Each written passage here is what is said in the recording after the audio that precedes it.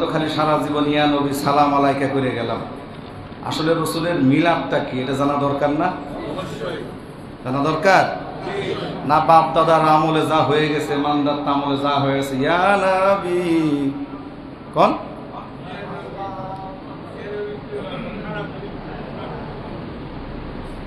সুর করে ইয়া নবী সালাম আলাইকা, এটা কত সালে তৈরি হয়েছে জানেন? 1974 সালে সুদূর পাকিস্তান থেকে এটা এখান থেকে প্যাকেট করে ফ্লেক্সি লোডের মাধ্যমে পাঠিয়ে দেওয়া হয়েছে।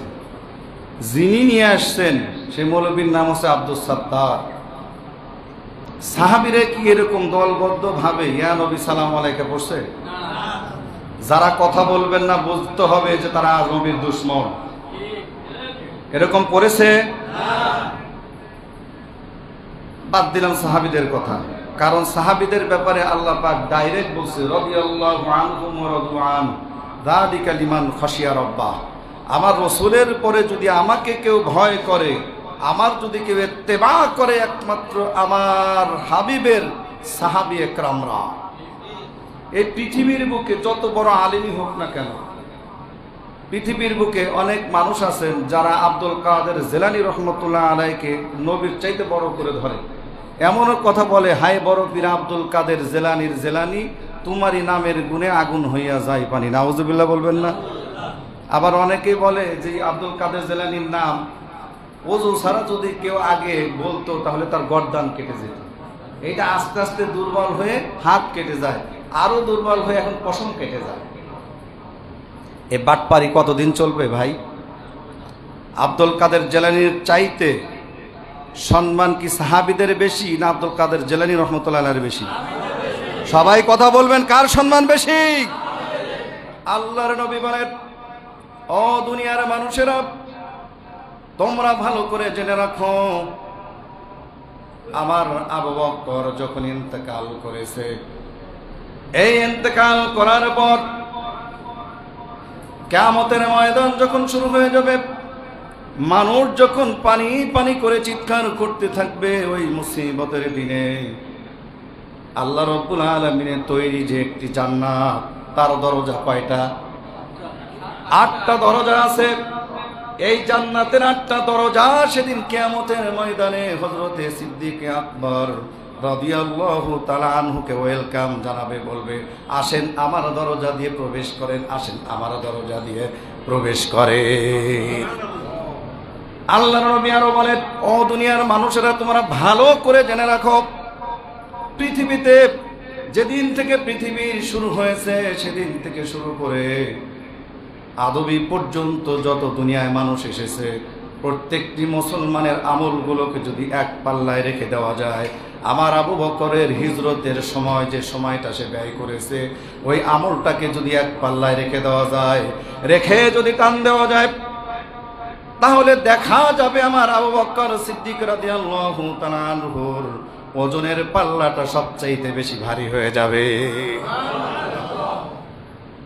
সেই আবু বকর যখন তিনি রাস্তা দিয়ে যেতেন, একটা ছাগল দেখলি পারেও সাথে সাথে সেই ছাগলটাকে জড়িয়ে ধরে কাঁদতেন। সাহাবীরা জিজ্ঞেস করেছিলেন যে আপনি এরকম পাগলের মতো কান্নাকাটি করেন কেন? কোন ছাগল দেখলে কোন দেখলে কাঁদেন কেন? সিদ্দিক আকবর সেদিন ডাক দিয়ে বলেছিলেন, হায় আফসোস, যদি মানুষ না হয়ে ছাগল হতাম তাহলে এই যে জীবনটা চলছে, একসময় হয়তো মানুষ জবাই করে খেয়ে ফেলতো বা মারা যেত, তার কিয়ামতের ময়দানে কোনো হিসাব ছিল না। আমি আবু বকরের যদি কিয়ামতের দিন আল্লাহর কাঠগড়ায় দাঁড়াতে হয়, আমি আবু বকর কি জবাব দেব? আবু বকরের মতো একজন পাওয়ারফুল সাহাবী, সে যদি এত বড় কথা বলতে পারে, আমরা আজকে এই সমাজে বসবাস করে যখন পাগড়ি একটা পরি, জুব্বা একটা যখন গায়ে দেই, দাড়িটা যখন বড় হয়, তসবির দানা ঘুরতে থাকে, আর মনে করি মুই কি হনুরে। কথা বলেন না কেন? সাধারণ মানুষের কথা বলছি না, আলেমদের কথা বলছি। এই সমাজে এখন প্রত্যেকটা আলেমদের মধ্যে বিভক্ত হয়ে গেছে। আল্লাহর কসম করে বলতেছি, আপনাদের যদি পায়ে ধরে বলছি, আমার এই আলোচনা 228টা রাষ্ট্রে কিন্তু যাবে। আলেমদেরকে অনুরোধ করে বলছি, বাংলার আলেমদেরকে, আপনারা ঐক্যবদ্ধ হন। ইসলামকে যদি প্রতিষ্ঠিত করতে চান, আল্লাহর জমিনে যদি আল্লাহর দ্বীনকে প্রতিষ্ঠিত করতে চান, আল্লাহর আদর্শকে যদি প্রতিষ্ঠিত করতে চান, সব আলেমরা এক প্ল্যাটফর্মে আসেন। যদি না আসেন তাহলে ইসলাম কোনোদিনও এই বাংলার জমিনে প্রতিষ্ঠিত হবে না। ফেসবুক খুললেই দেখা যায় একজনের হাত কেটে নিচ্ছে, একজনকে জবাই করতেছে চাঁদা না দেওয়ার কারণে। ইসলামিক যদি রাষ্ট্র হয় তাহলে কি এরকম অবস্থা হবে? আল্লাহ রাসূল নিজে গ্যারান্টি দিচ্ছেন, খায়রুল কুরুনি করনি, আমার যুগটা হচ্ছে স্বর্ণযুগ। সে আব্দুল কাদের জিলানী রহমতুল্লাহ আলাইহির নামে যেসব কুৎসা আপনারা রটনা করেন, তাকে বড় করতে যায় শিরকের মতো গুনাহ করতেছেন। আজ থেকে তওবা করেন, আর কোনোদিনে কথা বলবেন না।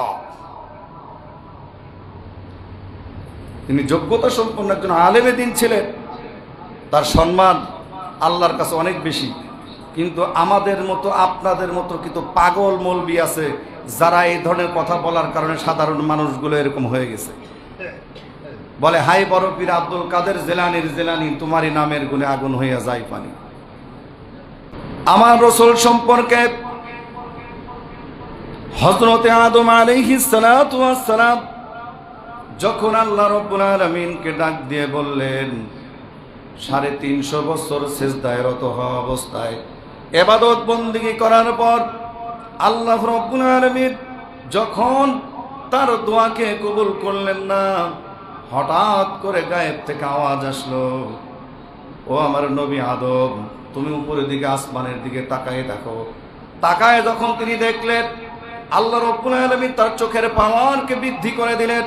তিনি প্রথম আসমান, দ্বিতীয় আসমান, তৃতীয় আসমান, চতুর্থ আসমান, পঞ্চম আসমান, ষষ্ঠ আসমান, সপ্তম আসমান পাড়ি দিয়ে সিদরাতুল মুনতাহা পাড়ি দিয়ে যখন আরশ আযমের দিকে তাকাইলেন, সেখানে দেখতে পেলেন একটা নাম লেখা আছে, লা ইলাহা ইল্লাল্লাহু মুহাম্মাদুর রাসূলুল্লাহ সাল্লাল্লাহু আলাইহি ওয়াসাল্লাম।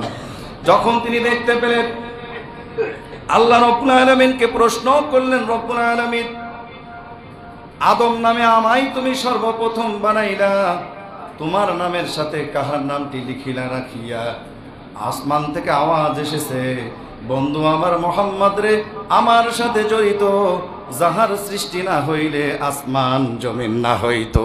আল্লাহু আকবার! কি পাওয়ারফুল নবী! তাকে উদ্দেশ্য করে যখন আদম আলাইহিস সালাতু ওয়াস সালাম বললেন, রব, আমার আগে যাকে আপনি সৃষ্টি করেছেন সেই মহামানব, আমার সন্তান, বিশ্ব মানবতার মুক্তির দূত মুহাম্মদুর রাসূলুল্লাহ সাল্লাল্লাহু আলাইহি ওয়াসাল্লাম, আপনার দোস্ত, আপনার হাবিব, তার উসিলায় আপনি আমাকে মাফ করে দেন। বলতে যত দেরি হয়েছে, আল্লাহ রাব্বুল আলামিন তার গুনাহ মাফ করতে দেরি করেন না। সেই নবীর আজকে আমরা কিছু মানুষ আছি মিলাদ নিয়ে খুশি, সিরাত নিয়ে খুশি না। আল্লাহ রাসূলের জীবনীতে 3টা অধ্যায় আছে। কয়টা অধ্যায়? একটা হচ্ছে আল্লাহর হাবিব যখন এ ধরায় এসেছেন, এটা একটা অধ্যায়। দ্বিতীয় নম্বর অধ্যায় হচ্ছে যেদিন এসেছেন সেদিন থেকে শুরু করে 40 বছর পর্যন্ত একটা অধ্যায়। তারপরে 40 বছর পূর্ণ হওয়ার পরে আল কোরআনুল কারীম যখন তার উপর নাজিল করা শুরু হলো, সেদিন থেকে 63 বছর পর্যন্ত, 23 বছর পর্যন্ত এটা একটা অধ্যায়। কয়টা অধ্যায়? 3টি অধ্যায়। 3টি অধ্যায় নিয়ে যদি আমি আলোচনা করতে যাই তাহলে মনে হয় না রবিউল আউয়াল মাসে আমি শেষ করতে পারবো। আল্লাহর হাবিবের গুণগান গেয়ে, আল্লাহর হাবিবের জীবন চরিত্র গুণগান গেয়ে কথা বলে শেষ করা সম্ভব ভাই? 63 বছরের জীবন, এইটা যদি আপনারা জানতে চান, আপনাদের কাছে করজোরে অনুরোধ করব, বিশেষ করে যারা মুসলমান, সবার ঘরে একটা করে কিতাব থাকা দরকার। সেই কিতাবটির নাম হচ্ছে শামায়েলে তিরমিজি। নাম কি? শামায়েলে তিরমিজি। এটি আরবি টু আরবিও আছে, আবার আরবি থেকে বাংলাও আছে। আমরা যদি পারি, অন্তত যারা রাসূলের উম্মত হিসাবে দাবি করি, প্রত্যেকটি ঘরে একটা করে শামায়েলে তিরমিজি থাকা দরকার। আল্লাহ রাসূলের জীবন থেকে শুরু করে যেদিন তিনি জমিনে এসেছেন সেদিন থেকে শুরু করে একবারে 63 বছর পর্যন্ত আল্লাহর হাবিবের, কিন্তু গায়েবী ভাবে মারফতি একটা কথা আছে, আল্লাহ রসুলের জীবন হচ্ছে 90 বছর। বিশ্বাস হয় আপনাদের? বলেন তো কেন? আলহামদুলিল্লাহ, আমার সভাপতি সাহেব দেখেন, উনি হয়তো স্টাডি করেন, মেরাজের যে সময়টা লেগে গেছে এটা কন্টিনিউ ছিল 27 বছর। এই 27 আর 63 কত হয়? 90 বছর। কিন্তু আমরা এটাকে কি করছি?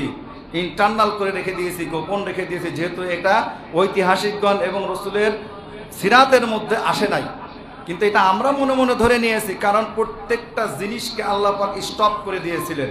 শুধু চলিত ছিল বোরাক, জিব্রাইল আর আল্লাহর নবী, আর সাথে 70,000 ফেরেশতা, এদের শুধু চলন ছিল। তাছাড়া প্রত্যেকটা জিনিসকে, হাওয়াকে, অক্সিজেনকে, গ্রহ, নক্ষত্র, চন্দ্র, সূর্য, যা কিছু আছে সব কিছুকে আল্লাহ পাক স্টপ করে দিয়েছিলেন। শুধু কন্টিনিউ ছিল আল্লাহ রসুল বোরাক নিয়ে চলতে চলতে চলতে চলতে একসময় আল্লাহর হাবিব কোথায় গেলেন? আরশে আজিমে। এবং এমন একটা জায়গায় বসলেন আল্লাহর হাবিব, তিনি যে বসলেন আল্লাহ রাব্বুল আলামিনের ঠিক বাম পাশে। কথা থাকতে পারে যে ডাইন পাশে না বসে বাম পাশে বসলেন কেন? কারণ ডাইন পাশে না বসে বাম পাশে ছিল জাহান্নাম, আর ডাইন পাশে আছে জান্নাত। আল্লাহ রসুল তখন জিজ্ঞেস করেছিলেন যে রব্বুল আলামিন সব নবীদের, আপনি এখানে 312টা মেম্বার দেখতে পাচ্ছি আমি আরশে আজিমে, এই 312টা মেম্বার আপনি রেখেছেন জান্নাতের উপরে, আর আমার এই আসনটা কেন জাহান্নামের উপরে রেখেছেন? আল্লাহ রাব্বুল আলামিন আরশে আজিমে ডেকে নিয়ে তার হাবিবকে, তার বন্ধুকে, তার দোস্তকে ডেকে ডেকে বলেছিলেন, ও আমার হাবিব, ও আমার দোস্ত, আমি এই জন্য জাহান্নামের পদদেশে উপরে আপনাকে আমি রেখেছি, কারণ আপনার উম্মতরা বেশি গুনাহ করবে, আপনার উম্মতরা সবচাইতে বেশি দাজ্জাল হবে, এরা মানুষে মানুষকে খুন করবে, হত্যার যজ্ঞ চালাবে, এমন একটা অবস্থা হবে। কিন্তু আমি তো আপনাকে সবচাইতে বেশি সম্মান দিয়েছি, কারণ আল্লাহ রাব্বুল আলামিন বলেন, কি বলেছেন ভালো করে বোঝেন ও মুসলমান, ভালো করে বোঝেন। ইব্রাহিম এই জন্য খলিলুল্লাহ হয়েছেন, তিনি আল্লাহকে সন্তুষ্ট করার জন্য প্রত্যেকটি পরীক্ষায় উত্তীর্ণ হয়েছিলেন। তার জন্য আল্লাহ রাব্বুল আলামিন তাকে পিএইচডি দিয়েছেন, ডক্টরেট দিয়েছেন, খলিলুল্লাহ।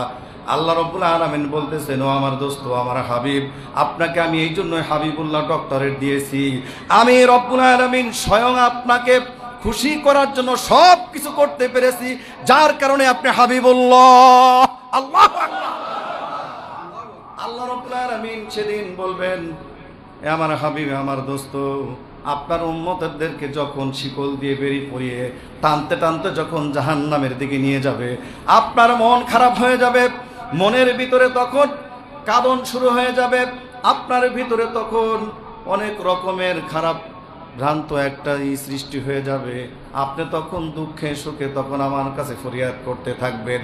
আমি রব্বুল আলামিন আপনার ফরিয়াদকে তখন আমি মেনে নিব, আপনার ফরিয়াদকে তখন আমি কবুল করে নিয়ে ওই আপনার গুনাহগার উম্মতগুলোকে ধাক্কাইতে ধাক্কাইতে আমি তাকে জান্নাতে প্রবেশ করিয়ে দিব। এই জন্য হে আমার হাবিব, হে আমার দোস্ত, আপনাকে জাহান্নামের উপরে আপনার আসনটা আমি রেখেছি, যাতে আপনার কোনো উম্মত জাহান্নামে যাইতে না পারে। এই জন্যই আপনার আসনটা আমি জাহান্নামের উপরে রেখে দিয়েছি। চিৎকার দিয়ে বলা যাবে না সুবহানাল্লাহ? ইনি হচ্ছেন সেই নবী।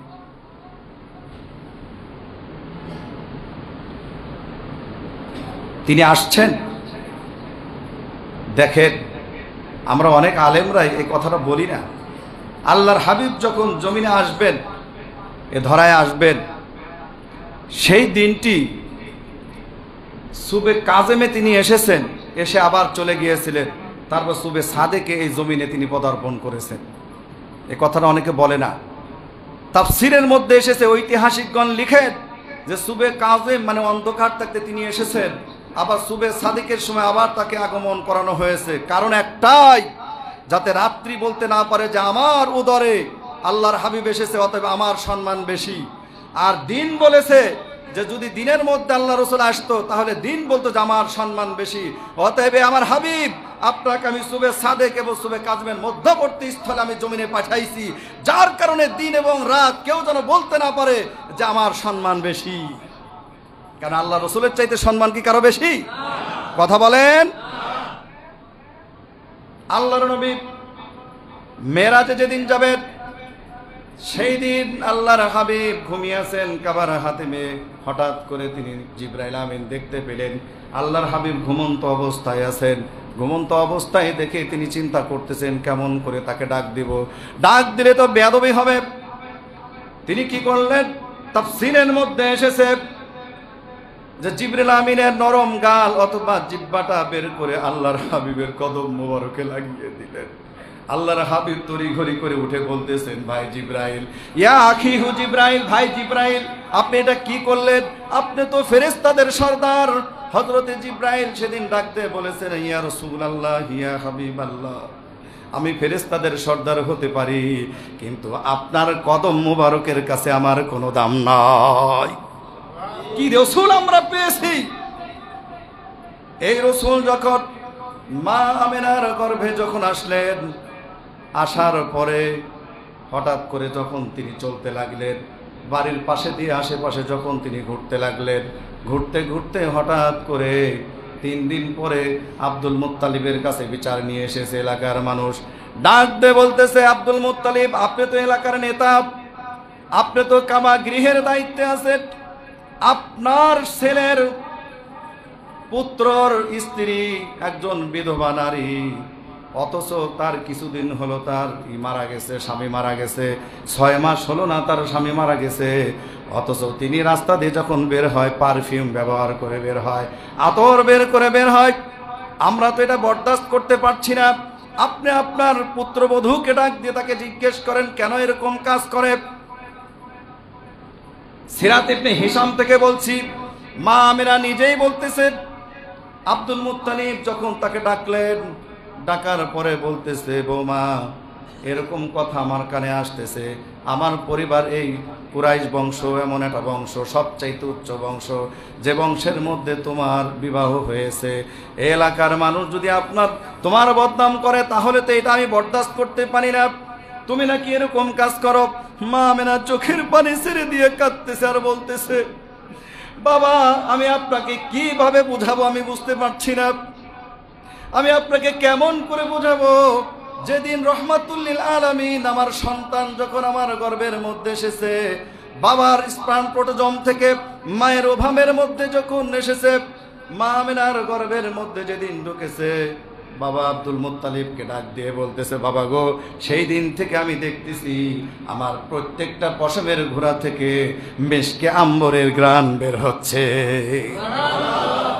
শুধু তো তাই নয়, ও বাবা, আপনি ভালো করে জেনে রাখুন, এমন একটা পর্যায়ে পৌঁছে গেছে, আমি যখন যেখানে থুতু ফেলি ওই থুতুর সাথে সাথে ওখান থেকে শুকিয়ে যায়, কিন্তু থুতুটা যখনই ফেলি ওইখানে সঙ্গে সঙ্গে মেশকে আম্বরের ঘ্রাণ বের হয়ে যায়। এটা আমি কি করতে পারি? বাবা গো, আরো শুনে রাখুন, আপনার নাতি যেদিন আমার গর্ভের মধ্যে প্রবেশ করেছে, সেই দিন থেকে আমি রাত্রি যখন জেগে থাকি, জেগে থাকার পরে হঠাৎ করে যখন ঘুম হয়ে যায়, ঘুমানো অবস্থাতে যখন আমি থাকি, 1 লক্ষ মতান্তরের 2,24,000 পয়গম্বর আমাকে সালাম এনতে ডেকে ডেকে বলে, ও আমিনা রে, তোমার গর্ভে এমন একজন মানুষ আসতেছে, তার নাম হচ্ছে রহমাতুল লিল আলামিন। রহমাতুল লিল আলামিন এখানে আছে কয়টা অক্ষর বলতে পারবেন নাকি? 12টা অক্ষর। কয়টা অক্ষর? 12টা অক্ষর আছে। আল্লাহ রব্বুল আলামিনের নাম লিখতে গেলেও সেখানে 12টা অক্ষর লাগে। রব্বুল আলামিন এখানেও 12টা অক্ষর, এখানেও 12টা অক্ষর। 12 12 কত হয়? 24টা অক্ষর হয়। আল্লাহ রব্বুল আলামিন ডাক দিয়ে বলে, ও দুনিয়ার মানুষেরা রে, তোমরা যদি আমার রাসূলের ইত্তেবা করতে পারো, আমার হাবিবের যদি অনুকরণ করতে পারো, 24টা ঘন্টা তোমাকে আমি ঈমানদার মুত্তাকি হিসাবে কবুল করে নেব। আল্লাহু আকবার। শুধু তাই নয়, 24,000 পয়গম্বর, মতান্তরে 2,24,000 পয়গম্বর আমি দুনিয়াতে প্রেরণ করেছি। এরা তোমাদের জন্য দোয়া করতে থাকবে।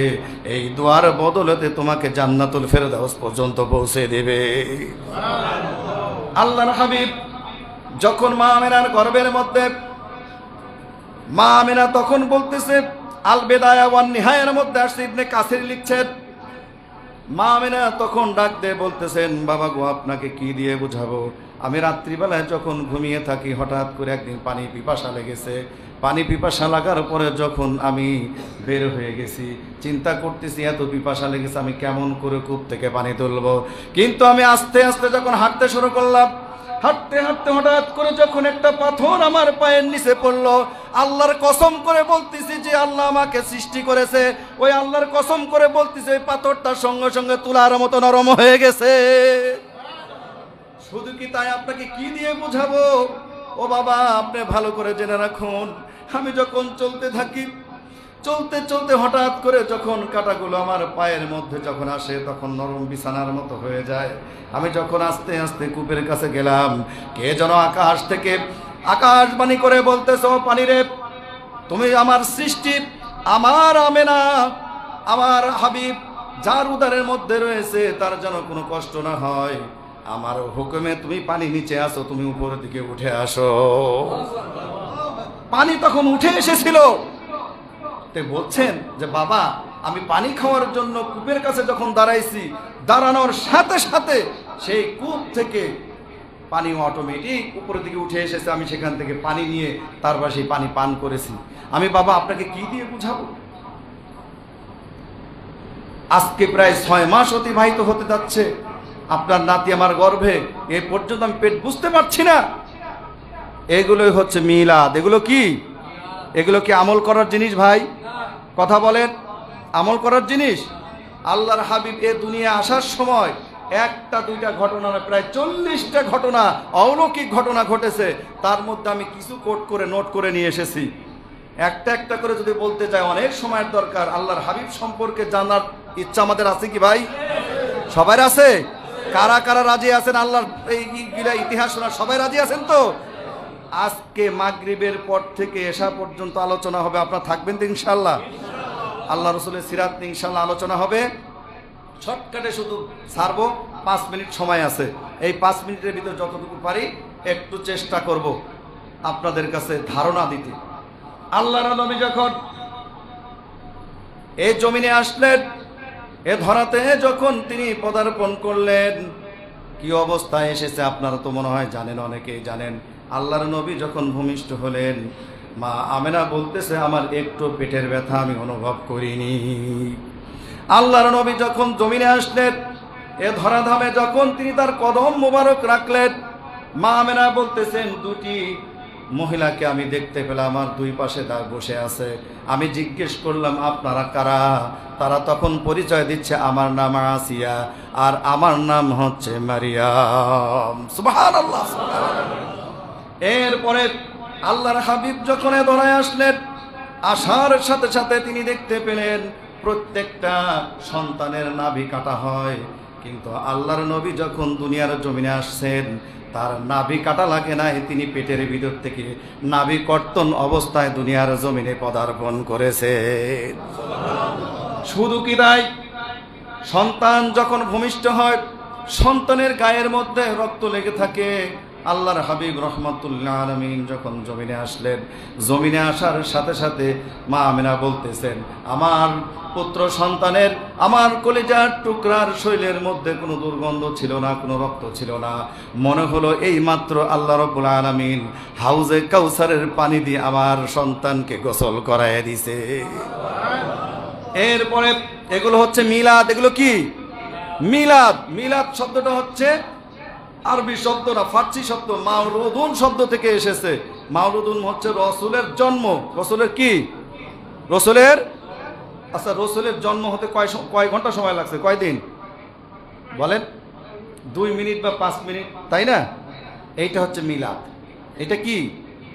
এইটা কি আমল করার জিনিস ভাই? সবাই কথা বলেন, আমল করার জিনিস। সিরাত হচ্ছে আমল করার জিনিস, যেটা রসুলের জীবন বৃত্তান্ত, রসুল কত কষ্ট করেছে, এইটা হচ্ছে আমল করার জিনিস। এবার আসুন, আল্লাহর হাবিব যখন জমিনে তাশরিফ আনলেন, আসার সাথে সাথে কি ঘটনা ঘটলো ভালো করে বুঝেন। হযরত আদম আলাইহিস সালাতু ওয়াস সালামের 9313 বৎসর পর, হযরত নূহ আলাইহিস সালাতু ওয়াস সালামের প্লাবনের 6135 বছর পর, এবং হযরত ইব্রাহিম আলাইহিস সালাতু ওয়াস সালামের জন্মের 3500 বছর পর, হযরত মূসা আলাইহিস সালাতু ওয়াস সালামের 2300 বছর পর হযরত ঈসা আলাইহিস সালাতু ওয়াস সালামের জন্মের 570 বছর পর আসহাবে কাহাবের ঐতিহাসিক ঘটনা যেটা ঘটেছিল, আসহাবে কাহাব তার 70 বছর পর, এবং আসহাবে ফিল বাদশা আব্রাহাম যে কাবা ধ্বংস করার জন্য এসেছিল, এর 50 দিন পরে আল্লাহর হাবিব এই দুনিয়াকে আলোক উজ্জ্বল করে জমিনে পদার্পণ করেন। আমরা খুশি না বেজার? প্রাণ খুলে মন উজাড় করে দিয়ে বলি আলহামদুলিল্লাহ। আল্লাহ রাসূলের ধরাধামে আসলেন মা আমিনার কোল জুড়ে, আব্দুল্লাহর জীর্ণ কুঠিরে তিনি আলোকিত হয়ে এ ধরাধামে আসলেন মানুষকে আলোর পথ দেখানোর জন্য। তিনি আসলেন, আসার পরে মা আমিনার মন খারাপ হয়ে গেল। তিনি যখন আসলেন, আল্লাহ রাব্বুল আলামিন সাথে সাথে বলছেন, কুলিয়া আইয়ুহান নাসু ইন্নী রাসূলুল্লাহি ইলাইকুম জামিআ। আল্লাহু আকবার। সমস্ত মানব মণ্ডলীর জন্য আমার রাসূলকে আমি প্রেরণ করেছি। আল্লাহ কিন্তু বলতে পারতেন কুলিয়া আইয়ুহান নাস, না বলে কুলিয়া আইয়ুহাল মুসলিম, তাই বলতে পারতেন না? বলেন তো। আল্লাহ না বলে বলছেন কুলিয়া আইয়ুহান নাস, হে নবী আপনি ভালো করে সবাইকে জানিয়ে দিন সমস্ত মানব জাতির জন্য আমি আমার হাবিবকে প্রেরণ করেছি। আল্লাহু আকবার। তিনি যখন জমিনে আসলেন, এই ধরাধামে যখন তিনি আসলেন, আসার সাথে সাথে কতগুলো কাজ হয়েছে একটা একটা করে শর্টকাটে আপনাদেরকে বলবো। আল্লাহর নবীর যখন জন্ম হলো, জন্ম হওয়ার সাথে সাথে পারস্য সম্রাটের সিংহাসন ছিল, 114টা খুঁটি ছিল। এই খুঁটিগুলোর মধ্যে 114টা খুঁটির মধ্যে 14টা খুঁটি চুরমার হয়ে সেখানে ভেঙে পড়ে গেল। পারস্যের তখন সম্রাট বলতেছে, কি ব্যাপার, এত শক্তিশালী দিয়ে, স্বর্ণ দিয়ে, রৌপ্য দিয়ে, মণিমাত্য দিয়ে আমার যে সিংহাসনটা আমি তৈরি করেছি, এই সিংহাসনের 14টা খুঁটি কি জন্য ভেঙে গেল আমরা বুঝতে পারলাম না। পরবর্তীতে খবর নিয়ে দেখে মক্কা নগরীতে এমন একজন মানুষের অধীন আবির্ভাব হয়েছে, যার কারণেই পারস্য সম্রাটের 14টা খুঁটি সেদিন ভেঙে গিয়েছিল। 2 নম্বর, সিরিয়ার নদী হঠাৎ করে যখন পানি শুকিয়ে গেছিল, মানুষ অভাব অনটনের মধ্যে, দুর্ভিক্ষের মধ্যে তারা চলাফেরা করতেছিল। যখন আল্লাহর নবী এই ধরাধামে আসলেন, সঙ্গে সঙ্গে 1 সেকেন্ডের মধ্যে ওই সিরিয়ার নদীতে পানিতে পরিপূর্ণ হয়ে যায়। 3 নম্বরে, পারস্য সবচাইতে বড় মন্দির, যতগুলো মন্দির ছিল সবগুলো মন্দিরের যে মূর্তিগুলো ছিল, ওই মূর্তিগুলো টুকরো টুকরো হয়ে জমিনের মধ্যে তারা সেজদায় অবনত হয়ে যায়। এরপরে যখন তিনি এই ধরাধামে আসলেন, 4 নম্বরে এমন ঘটনা ঘটল, পারস্যর মধ্যে এমন একটা মূর্তি পূজকের, একটা অগ্নি পূজকের জায়গা ছিল। 1000 বছর থেকে প্রজ্বলিত যে আগুনটা ছিল, আল্লাহর হাবিব যখন ধরাধামে আসলেন, আসার সঙ্গে সঙ্গে ওই দিন 1000 বছরের যে প্রজ্বলিত আগুন ছিল, ওই আগুনটা সাথে সাথে নিভে যায়।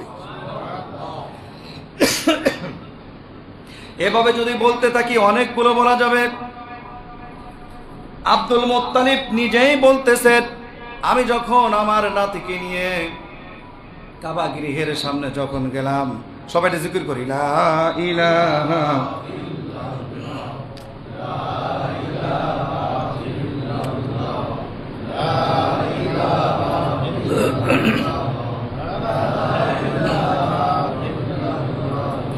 লা ইলাহা ইল্লাল্লাহু মুহাম্মাদুর রাসূলুল্লাহ, সবাই করি সাল্লাল্লাহু আলাইহি সাল্লাম। আল্লাহর নবীকে নিয়ে দাদা আব্দুল মুত্তালিব এত বেশি খুশি হয়ে গিয়েছিলেন, যখন তাকে কোলে নিলেন, আব্দুল মুত্তালিব বলেন, যখন আমার নাতিকে কোলে নিলাম মনে হলো পূর্ণিমার চাঁদটা আমার কোলে ধরা দিয়েছে। তাকে সাথে করে নিয়ে যখন খুশি হয়ে কাবার গিলাফের সামনে গেলেন, কাবার গিলাফ ধরে কাবার মালিককে ডেকে ডেকে বললেন। এরপরে যখন বাইতুল্লাহর ভিতরে যখন ঢুকলেন, 360টা মূর্তি ছিল। কয়টা? লাত মানাত হাবল এরকম 360টা মূর্তি ছিল। 360টা মূর্তিকে যখন তিনি দেখলেন এমন অবস্থায় পড়ে আছে, মনে হচ্ছে প্রত্যেকটা মূর্তি সিজদায় অবনত হয়ে আছে। কার সম্মানে? যে নবীর সম্মানে মূর্তি পর্যন্ত সিজদায় অবনত হতে পারে, সেই নবীর আদর্শ কি আমাদের মধ্যে আছে ভাই? কথা বলেন, আছে? যদি একজন একজন করে ধরতে যাই,